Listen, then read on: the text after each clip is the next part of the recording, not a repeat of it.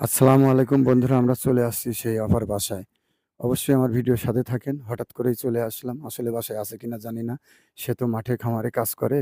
যাই হোক, বাড়িটার ভিতরে তো ফাঁকাই দেখছি। বিনা অনুমতিতেই ঢুকে পড়লাম সেই বাড়ির ভিতরে। আমি এমডি আকাশ খন্দকার। প্রতিদিনের মতন আজকেই কিন্তু চলে আসছি এই বাসার ভিতরে। যাই হোক, দেখি আছে কিনা। আপা আছেন নাকি? এই যে আপাকে পেয়ে গেছি। ওয়ালাইকুম সালাম। আপা সালাম দিছে। আপা একটু বের আসেন, আপনার সাথে একটু কথা বলব। বন্ধুরা, পেয়ে গেছি আমার শুভাকাঙ্ক্ষী সেই আপাক। যাই হোক, উনার সামনেই আছি। উনাকে কিন্তু আপনারা দেখতেই পাচ্ছেন। যাই হোক, উনার হাসব্যান্ডটা মারা গেছে। আমি অনেক আগে শুনছিলাম। এখানকার এই সৈয়দ মোড়ের একটি ভাই আমাকে বলছিল, "ভাই, উনার পাশে যদি একটু দাঁড়ান খুব ভালো হয়।" সেই অসহায় মানুষ। এ মাঠে খামারে কাজ করে দিনযাপনটা অনেক কষ্ট চলে। তো যাই হোক, আমি চলে আসছি উনার বাসায় খুঁজতে, খুঁজতে।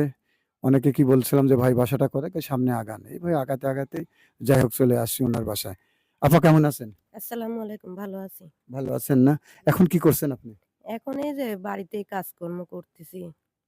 আজকে মাঠে কাজে যাননি? না, আজকে কাজ নাই, যাইনি।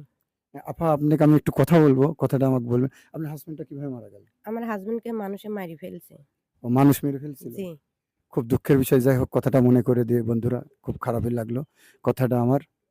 তো যাই হোক, আপা এখন কিভাবে চলছেন? এখন মাঠে কৃষিকাজ করি, সংসার এভাবে জীবনযাপন চলে আরকি, কি করব? খুব কষ্টের জীবন, আল্লাহ যে হালে রাখে এ হালেই চলতে থাকি। যাই হোক আপা, আমি তো চলে আসছি আপনার কাছে। আপনার জন্য বিষয়টা একটু শুনেছিলাম। এখানকারই এক ভাই বলেছিল আমাকে যে, "ভাই খুব অসহায়, মাঠে খামারে কাজ করে, মেয়ে মানুষ।" তো যাই হোক, উনার পাশে দাঁড়ান। যাই হোক বন্ধুরা, আমার ভিডিওটা প্রতিনিয়তই অনেক মানুষ দেখেন।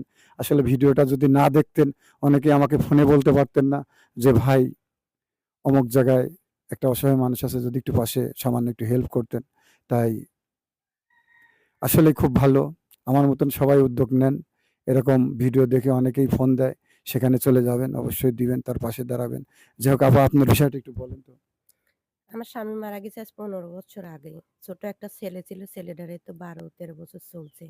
আমি মাঠে খামারে কাজ করি। সংসার এভাবেই চলাই। খুব কষ্টে জীবনযাপন যাচ্ছে। রমজান মাস যাচ্ছে।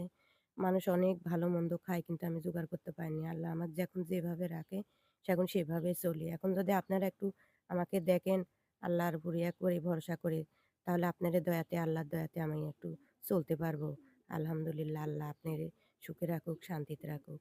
আমাকে যেন আল্লাহ ভালোভাবে চলায়, আপনারই দোয়ায় আমি এই কামনাই করি। ঠিক আছে আপু, আসলে মনটা অনেক নরম করেই ফেলেছে। যাই হোক, কথাটা শুনে ভালোই লাগলো। ওই যে আপু, আপনার জন্য আমি ঈদের একটা শাড়ি নিয়ে আসি। আপনি এটা দেখেন, দেখেন পছন্দ হয়েছে নাকি? একটু খুললেন, দেখেন।